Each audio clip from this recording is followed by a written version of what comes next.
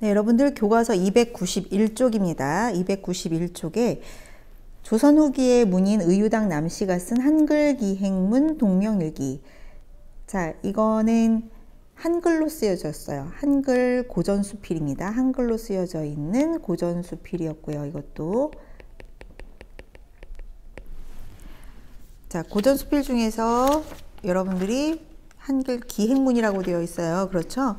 우리 여러 가지 고전수필 종류가 있었는데 그 중에 기행수필에 해당한다고 할 수 있겠어요. 그렇죠? 기행문이라고 되어 있으니까요. 아무래도 갈래에 관련된 그런 걸 공부하고 있다 보니까 갈래를 가장 중요하게 좀 다뤄주시면 좋겠어요. 자, 이 동명일기를 쓴 의유당 남씨에 관련된 이야기도 좀 잠깐 볼까요? 조선 후기 작품이니까 조선 후기의 수필이기도 하고요. 자, 의유당 남씨는 어떤 사람이냐?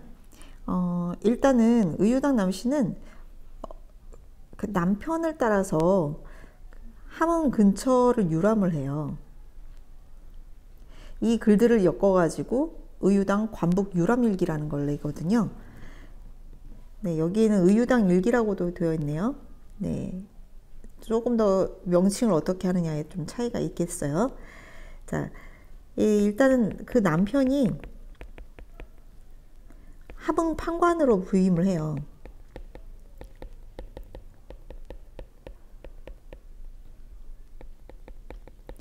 그래서 거기에 함흥 근처를 유람하면서 썼던 그 쭉 일기 중에서 이제 의유당 남씨가 사실 남편에게 꼭 그 동 트는 걸 보고 싶다고, 동해에 해 뜨는 것을 너무나 보고 싶어 하거든요. 그런데 그걸 너무 보고 싶었으나 이제 계속 보지 못하다가 나중에 이제 보게 됩니다. 자, 이 일출 구경 장면인데요. 아무래도 여성이어서일까요? 그 묘사가 기가 막힙니다. 자, 우리 말 자체가 좀 어렵기 때문에요. 여러분들은 뜻풀이, 기본적으로 핵심은 두 가지예요. 뜻풀이, 그리고 이 묘사가 너무 잘 되어 있는 부분들이 어떻게 묘사되어 있는지 이 감각적인 묘사들을 좀 따라가 주시고요. 그리고 또 한 가지는 표현법. 네, 이런 것들 한번 살펴보도록 할게요. 동이 트느냐?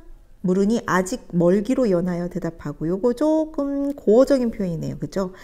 아직 멀었어요 라는 얘기를, 아직 멀었어요, 멀었다고 연하여 계속 대답하고 라는 얘기겠네요. 그죠?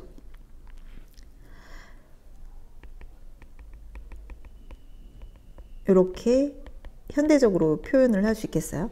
물치는 소리, 물친다는 소리는 어떻게 보면 파도 소리인데요. 참 멋지죠. 물치는 소리가 천지가 진동하여 하늘과 땅이 울려서, 이때가 굉장히 추울 거예요. 이제 새에 동트는 걸 아마 보러 갔을 거예요, 이분도.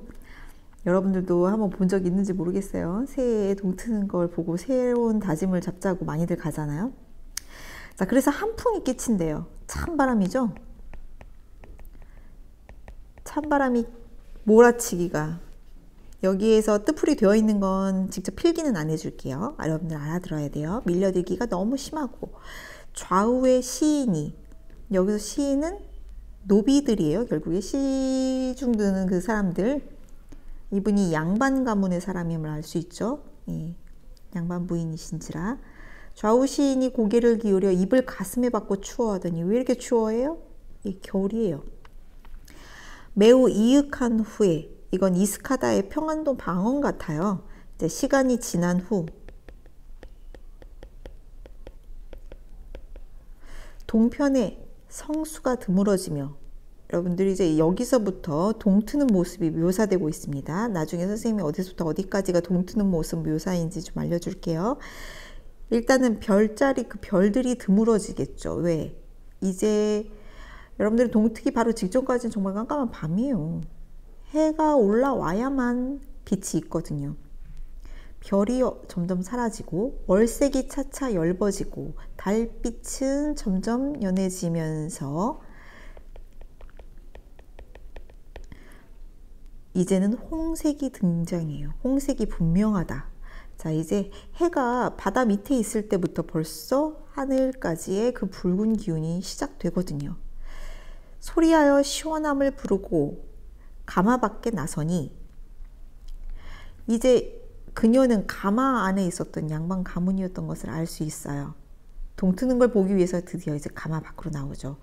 좌우의 비복들이, 노비들이, 기생들이, 당시 기생들까지 함께 다 같이 갔던 것 같아요. 옹위하여 보기를 조리더니, 옹위는 좌우에서 부축해서 지키고 보호한다는 뜻이에요.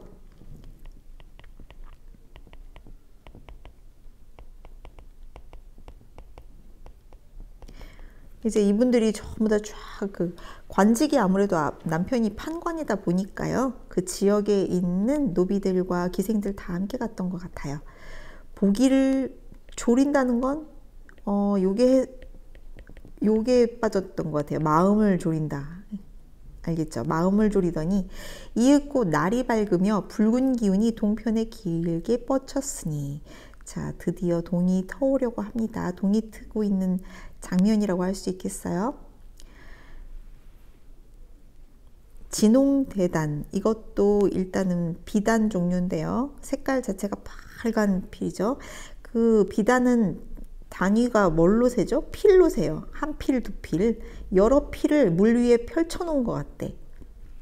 만경창파, 만이랑의 푸른 물결, 이거 한자로서는 그래요. 만이랑의 푸른 물결, 파도. 그 사실 물결, 글자가 좀 잘못됐어요. 물결. 실제로 만이랑의 푸른 물결이라고 해석은 할 수 있는데, 이거는요 한없이 넓은 바다, 만경창파, 노저간에 뭐 이럴 때 쓰고 있거든요.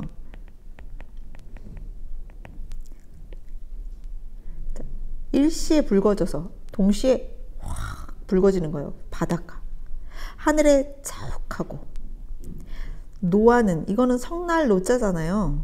그죠? 성내는 물결 소리. 이게 실제로 어떤 뜻이에요? 정말 분노예요? 아니요. 거칠다는 뜻이겠죠? 거친 물결 소리가 더욱 장하며, 장자가 일단은 위대할 때 이렇게 쓰는 표현이잖아요. 크고, 물결 소리가 굉장히 크고 성대하다. 홍전 같은 물빛이, 자, 여기 비유법, 특히나 직유법이 어마어마하게 많이 나옵니다. 이것도 홍전도 모직물이라고 되어 있는데 빨간 모직을 말해요. 홍전 같은 물빛이 황홀하여 수색이, 물빛이, 한자어는 조금 써줘야 되겠죠. 물색이, 물빛이 조요하며, 조요하다는 것은, 조요하다는 단어 두 번인가 나오는 것 같은데, 밝게 비쳐서 빛난다라는 뜻이에요. 좀 어려운 한자어죠.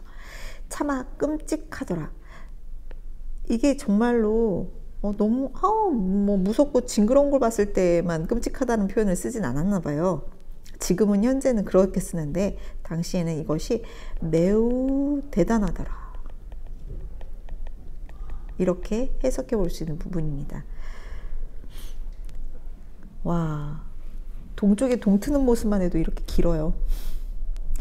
여러분들이 묘사가 많이 되어 있어요. 동편 성수가 여기서부터 시작해서 여기잖아요. 전부 다 상당히 기네요. 여기까지가 어떤 묘사였다고요? 동트는 모습 묘사였죠?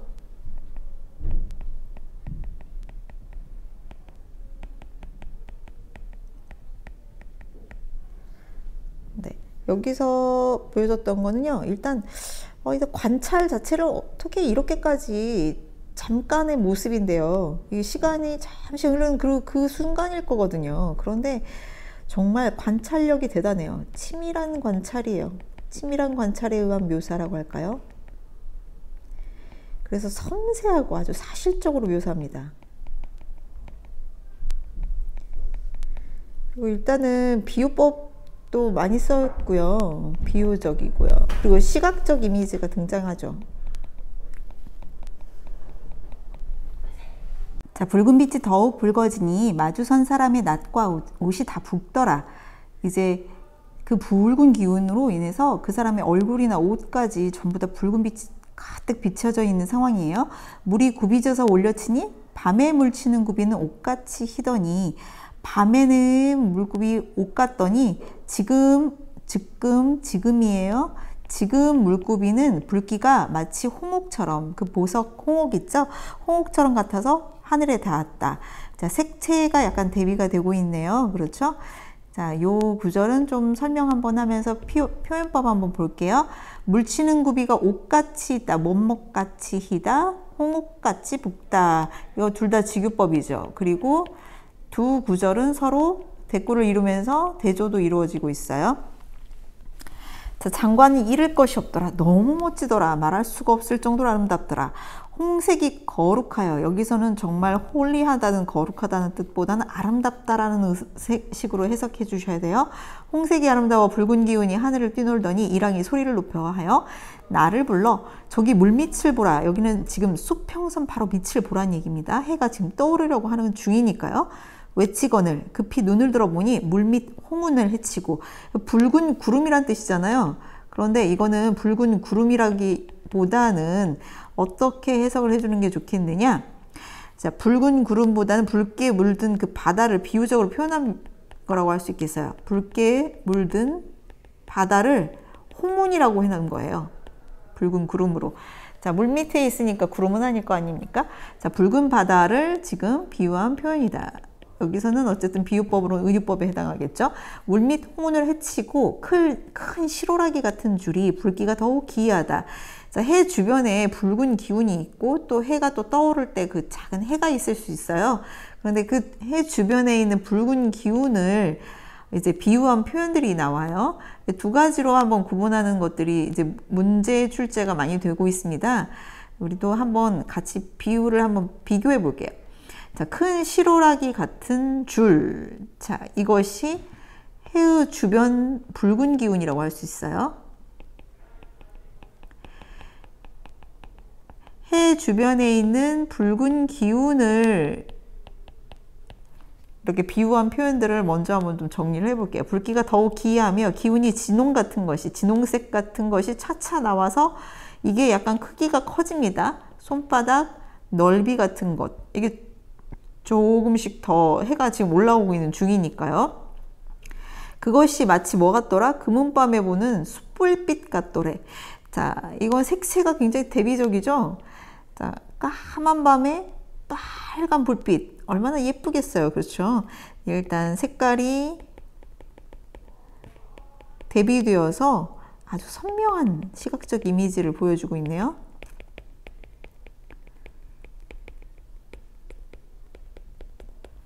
자, 차차 나오더니 그 위로 작은 회오리밤 같은 것이. 자, 여기서부터 조금 혼동할 수 있을 것 같아서 선생님이 걱정되는데요. 이제 해를 비유한 표현들이 나와요.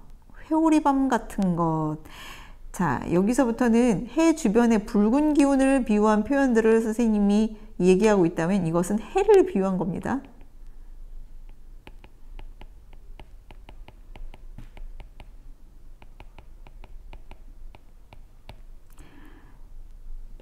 자, 해 주변의 붉은 기운을 비유한 것, 시로라기에서 손바닥 넓이 같은 것, 금은밤에 보는 숯불빛. 자, 그런데 여기서 동그란 해가 나오는 거예요. 회오리밤, 아주 동그란 밤이겠죠? 그것은 붉기가 어떠하되, 자, 요것도 다 표시 그냥 할게요. 왜냐면 혼동될 수 있으니까. 호박구슬 같고 맑고 통나가기는 호박보다 더 곱더래. 자, 호박 여러분들이 알고 있는 펌킨 아니에요? 네, 이것은 어떤 뜻이냐면요. 구슬 이름이라고 되어 있잖아요. 호박구슬. 맑고 통랑하다. 통랑하는 것은 속까지 비쳐서 환하다는 뜻이에요.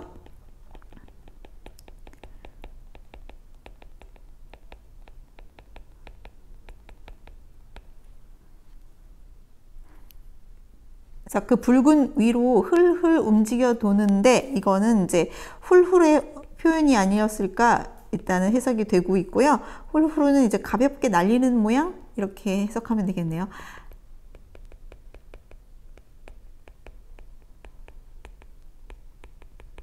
자, 이제 붉은 기운 있잖아요. 그 해 주변의 그 붉은 기운은 조금씩 더 커진답니다. 백지 반장 넓이만치, 백지 반장 넓이만치 반드시 비치며. 자, 이제 해 주변의 그 붉은 기운들 지금 색깔로만 표시하고 있어서 여러분들이 잘 혼동하지 않았으면 좋겠어요. 그 다음에 밤 같던 기운이, 회오리밤 같이 조그맣던 기운이 있잖아요. 그게 해가 돼서 점점 커져서 뭐만 하대? 이번에는 큰 쟁반만 하대. 자, 요것들은 지금 다 연결되는 거야. 회오리밤이 어떻게 커지고 있어요? 큰 쟁반처럼 커지고 있어요. 큰 쟁반만 해서 불긋불긋 번듯번듯. 자, 여기 불긋불긋은 좀 알겠는데 빨갛빨갛 할 거니까 번듯번듯은 뭔가 이렇게 근사하게 멋지게 이런 뜻이 될 거 아니에요. 큰 쟁반만 하여 불긋불긋 번듯번듯 뛰논다고 되어 있네요. 자, 이거 표현 방법 잠시만 보고 갈게요. 불긋불긋하다, 번듯번듯하다, 이 모든 것들은 의태어죠. 굉장히 감각적이고 감각어, 의태어들을 사용하고 있고요. 아주 이 모든 것들로 인해서 생동감이 넘치게 표현하고 있어요. 생동감을 살려주고 있다고 할까요? 생동감 있는 표현.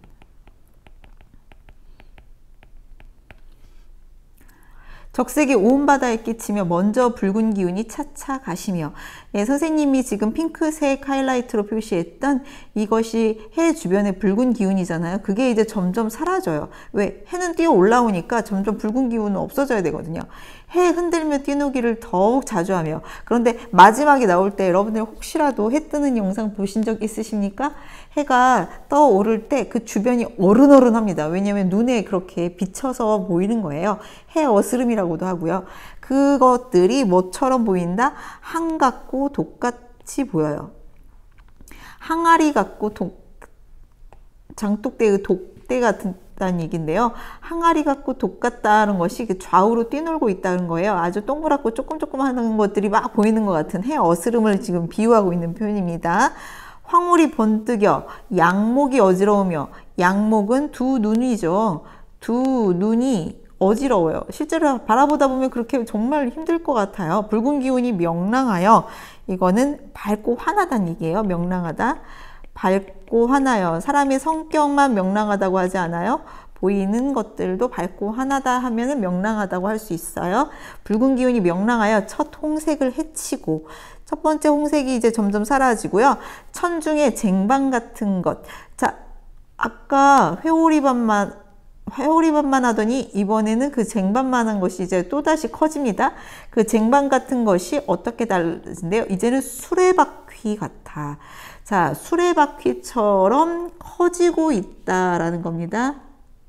큰 쟁반 같은 것이 수레바퀴 같아서 물속으로서 치밀어 받치듯이 올라붙으며. 이제 물속에, 그러니까 수평선 아래에 있던 것이 이제는 훅 올라왔어요. 다 올라오고 나면요, 항독 같은 기운이 사라져요. 그렇죠? 그 주변에 어스름 하던 것, 막 흔들리는 것. 여러분들 그거 비디오로 그대로 찍은 영상을 보더라도 정말 그런 항독 같은 기운이라고 할까요? 주변에, 해 주변에 어슬어슬하고 막 움직이는 것 같은 그런 기운들이 있답니다. 그 기운이 이제 점점 사라지고, 처음 붉어서 겉을 비추던 것이 뭐예요? 그 해 주변에 붉은 기운이잖아요. 자, 그것이 이제는 비유어로 어떤 표현을 썼나요? 소혀처럼. 자, 소혀처럼 조금 소혀같이 그 모형새가 해 주변 기운입니다.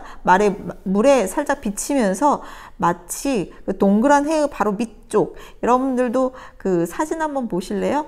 요 밑부분을 말하는 거예요. 여러분들이 보다 보면은 이게 이 부분이요. 이것이 해가 더 떠오르면요, 이제는 점점 더 이렇게 보이잖아요. 이게 소혓바닥 같다는 얘기입니다. 나중에 이것이 자기는 떨어지고 해는 둥그렇게 탁 올라갈 거 아닙니까? 자, 그렇게 소혀처럼 드리워져서 물속에 풍덩 빠지는 듯 싶더라. 얘들아, 이거 잠깐 순간의 장면인데 어째 이렇게 길게 말한단 말이냐. 그렇지. 자, 해가 쭉 튀어 올라오는 그 장면까지를 이야기하고 있고요. 이 장관의 이 비유, 어마어마한 비유죠. 네, 여기는 어떻게 표시를 해주면 정말 좋을까요? 여기서부터 여기까지라고 이야기하기가 참 쉽지가 않네요. 자, 해 주변의 붉은 기운부터 시작해서 여기까지. 쌤이 표시가 잘 안 되네요. 네, 자, 여기까지에 보면요. 일단 해가 떠오르는 그 장면을 비유한 표현에서 이 여성들의 가사 생활과 관련된 소재들이 많이 나와요.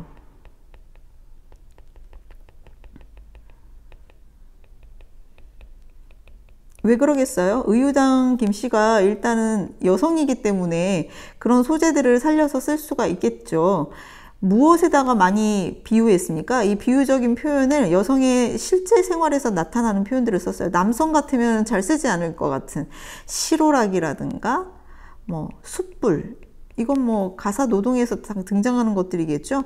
숯불, 뭐 또 쟁반 같다고도 그러고 항아리나 독 같다고 그러고. 예, 여러분들이 볼 때는 이게 특별하지 않을지 모르겠지만 이 섬세한 묘사가 또 굉장히 여성적인 묘사가 그 당시 고전 수필 장면에서 등장한다는 것 자체는 놀라운 일인 것 같아요. 자, 일색이 조요하며 해의 빛깔이죠. 해의 빛깔이 깨끗한 거예요. 밝게 비쳐서 빛나고 물결의 붉은 기운이 차차 사라지며 일광은 햇빛이겠죠.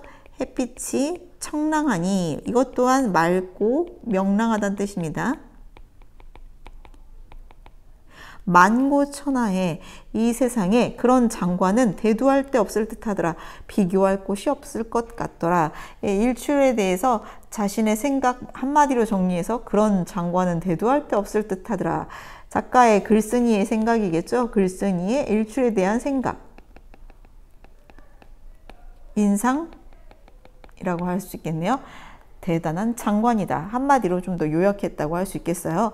예, 여러분들 봐서 알겠지만 동명일기 작품이 쉽지가 않죠. 예, 어려운 단어들도 많았고 또 비유와 또 섬세한 표현들. 그런데 나름 정말 잘 쓴 글이다라는 생각했을 것 같아요. 자, 여기에 관련해서 여러분들 학습지 준비해 주세요. 학습지 정리하고 마무리하도록 할게요. 네, 학습활동 문제를 함께 풀면서 동명일기 정리하도록 할게요. 자, 동명일기도 갈래상은 뭐라고요? 고전 수필. 자, 큰 갈래, 상위 갈래로는 교술갈래 속하고요. 자, 기행수필이라고 했습니다. 기행문이라고 할 수 있겠어요. 갈래는.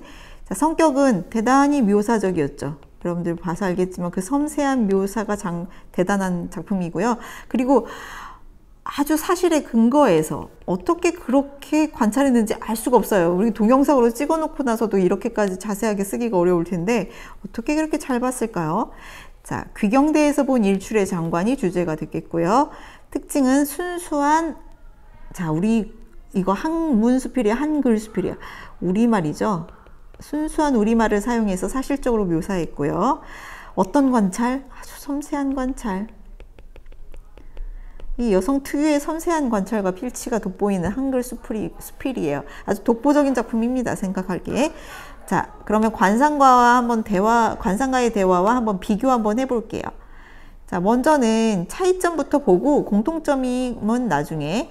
자, 차이점은, 자, 관상가와의 대화는 선생님이 그 한문수필 양식 알려줬죠. 교훈담. 그렇죠. 교훈담 형식의 한문수필이었어요. 한문수필.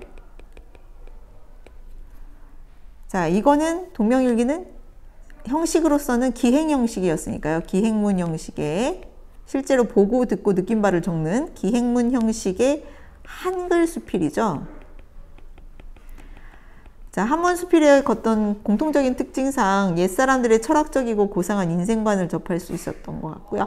한글수필의 자유분방함이 있었어요. 종래의 유교적 이념이나 관념에서 벗어난 자유분방하고 사실적인 묘사가 돋보이고요. 자, 관상가와의 대화는 일단 기본적으로 작품 제목도 대화라서 그런 건지 대화를 좀 중심으로 하고 있어요. 관상가가 했던 말, 그리고 관상가가 했던 대답, 대화를 중심으로 서술하고 있고요. 동명일기에는 대화는 뭐 동이 트느냐? 뭐 이런 몇 개의 대화밖에 없어요. 전체적인 묘사가 중심입니다. 그런데 공통점은요. 두 작품 모두 어떤 갈래에 해당한다? 교술갈래. 그리고 둘 다 관상가와의 대화도 그 시간의 순서에 의해서 지금 작품이 전개되고 있었잖아요. 기승전결. 그리고 동명이인은 정말 철저하게 그 시간, 마치 정말 0.1초 그 단위로 막 잘라놓은 것 같은 그 시간의 흐름에 따라서 내용이 기술되고 있다는 것 또한 공통점이라고 할 수 있겠어요. 자, 여러분 너무 수고했고요. 학습 활동에서 이렇게 작품을 자세하게 다뤘다는 건 일단 여러분들이 좀 공부를 해야 한다는 이야기가 되네요. 자, 여러분들 잘 마무리해 주시고요. 공부할 것들 잘 꼼꼼하게 정리해 주세요. 네, 감사합니다.